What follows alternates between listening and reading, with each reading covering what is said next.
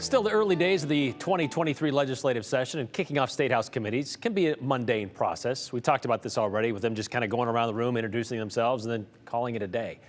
Often, though, the committee chair uses the first meeting to explain some ground rules. The rules are whatever that committee chair says they are, meaning different committees can have different rules. But sometimes they take pictures while people are testifying and things. That's my call. So if there are people who are uncomfortable with that, we can put a stop to it. Before we'll hear it, the agency is going to have to already have secured a representative as a sponsor. Unique to this committee is that we will not take testimony from anyone under the age of 18 years of age, except by invitation of the chair. So maybe it's the class president or something of a high school. And there's reasons for that, and you can ask me about that at a later time. So those are examples of some of them. And did you catch that last one? That one kind of sticks out, doesn't it? Mainly because no other committee is choosing to limit testimony from minors. That's Republican Representative Bruce Cogg from Nampa, and that's how he opened the Judiciary Rules and Administration Committee on Tuesday. He said then, ask me at a later time and I'll explain. Well, it's later, and Andrew Bartline asked him to explain. Before a bill makes it to the House or Senate floor, it must first pass committee, run by its respective committee chair. I guess they call me chairman now. In this case, that's Republican Representative Bruce Cogg. My job as a committee chair is to maintain decorum and get everyone heard in the committee. And I have to give preference to the adults. I think that's only fair to our voters. Why do you have to give preference to adults? Why is that fair to voters? Because they are the voters and usually the larger part of the taxpayers. Cogg chairs the Judiciary Rules and Administration Committee. And under House Rule 26, quote, any person may attend any meeting of any standing or select or special committee, but may participate in said committee only with the approval of the committee itself. I'm not aware of any other committees in the House that have this same rule. And so I'm kind of the tip of the spear to see how this will work out.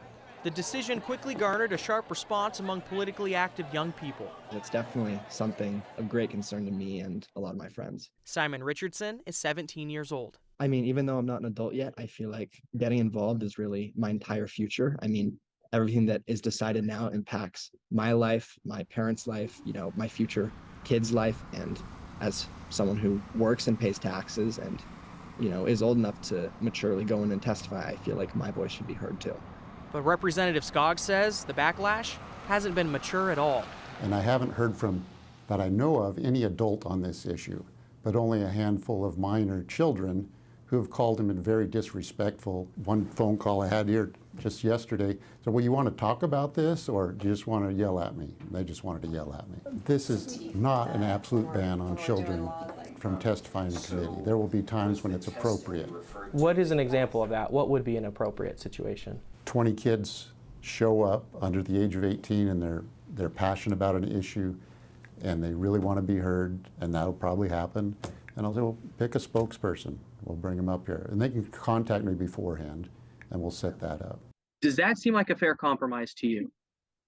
I don't think it is. There aren't actual classes going to the legislature. There's no official, school classes. It's all just students who care about the issue and should have their voices heard. And, to really demonstrate how many people care, it's important to have everyone there and have everyone testify. One person can't represent everyone. Their voices can still be heard. If there's time for children and we can work it out, fine. But in Cogg's committee, it's just not a priority. For him to limit people under 18, it just makes me wonder who will be limited next. Are you married to this idea going forward, or is this maybe a play it by ear? Do you think things could change?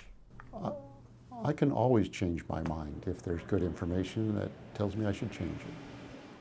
Simon tells me he's spoken with lawmakers last legislative session, or spoke with lawmakers last legislative session, specifically two representatives in the State Affairs Committee. The topic regarded gun safety. That was not official testimony on a bill, but rather lawmakers making time for their constituents, and in this case, that situation would be students. So this would not entirely isolate people under 18 from participating in state politics, getting their voices heard, but it does limit them in one committee at the State House. Okay, so I guess the question would be, like, if it's about the students and there's a group of them and he says pick a spokesperson, does that apply to, say, other groups who all feel the same way but have all signed up to testify just to kind of in the essence of conserving time in committee hearings. From what I understood in my conversation with Representative Cogg today, your voters, if there are 10 voters that all have the same opinion, he's willing to hear all 10 of them, even if there's significant overlap. But if there's 20 high school students per se, it's going to be a spokesperson situation. All right.